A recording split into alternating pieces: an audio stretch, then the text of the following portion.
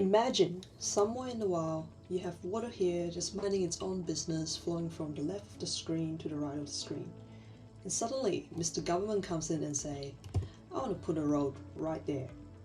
Now, what is going to happen to this water? And worst of all, what is going to happen when it rains non-stop for 3 days? At a minimum level, we know we need to provide some sort of continuity for this flow path. For this, drainage engineers use a structure called culvert, which is just a fancy name for a pipe under the road. However, it's not as simple as throwing any pipe and build a road on top of it. We also need to decide how big they need to be and how many of them do we need. Most important of all, how do we know what we provided will be enough? To answer these questions, we turn to hydraulic modeling. Your design will be considered enough if you are able to meet a set of predetermined goals and criteria. This will vary from project to project, but wouldn't be too different from the following. At a minimum level, you need to provide flow path for existing waterways such as rivers and creeks, like we did at the beginning of the video.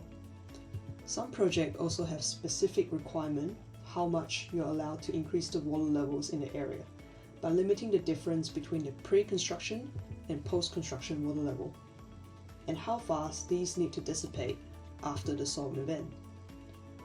For expensive asset like a major road, we also need to design to handle the 1% AEP storm. AEP stands for Annual Exceedance Probability. This is a storm that's so huge that it should only have 1% chance of occurring every year, or in other words, it should happen on average every 100 years. So common software that we use for hydraulic modeling is TUFLOW or HECRAS. Personally, I have more experience with TUFLOW. It is a form of rain-on-grid modeling that breaks down the project area into a series of grids.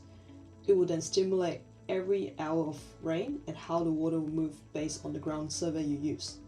The result is almost always provided in a spatial format as shown.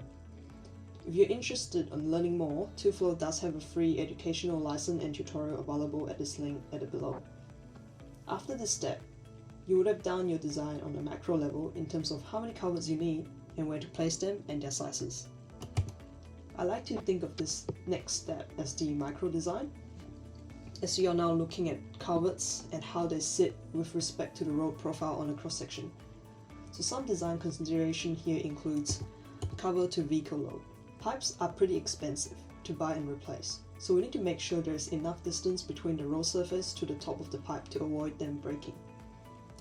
We also need to maintain a gap between the top water level and the pavement layer, otherwise water may seep into the pavement and destroy it. This is commonly referred to as freeboard to pavement. Next, we also have a daylighting requirement.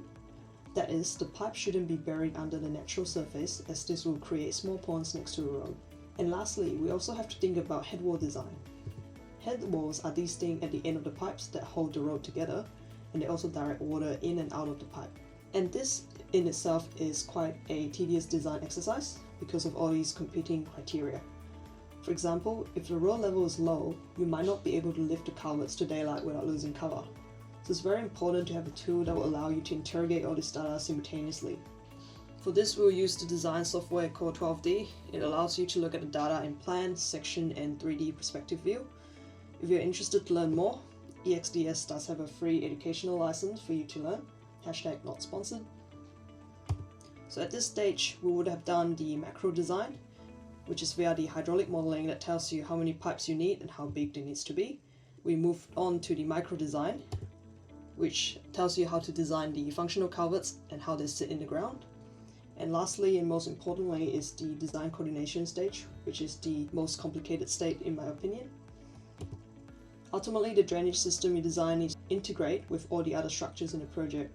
So we also commonly need to check for service clash, such as for utilities, gas, water, Telstra, and BN.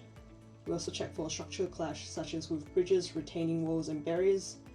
There's also environmental consideration. We have designed culverts for fish crossing, in which we limit the velocity of the water in the pipe such that the rare species of fish will be able to cross safely.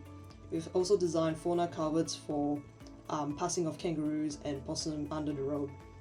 Drainage is also required to provide input into geotech design, such as discovering velocity in a river, as this ultimately affects how deep the foundation needs to be. So there you have it, first in the macro design level, and next we have detail to profile design, and finally design coordination. I hope you have found this video helpful. Thank you for watching.